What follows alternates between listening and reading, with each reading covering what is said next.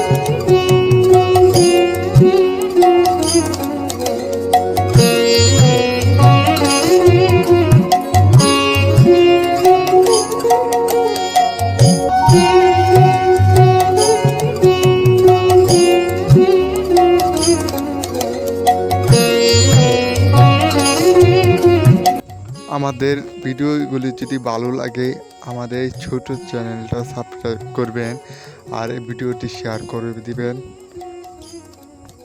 এই পর্যন্ত, ধন্যবাদ।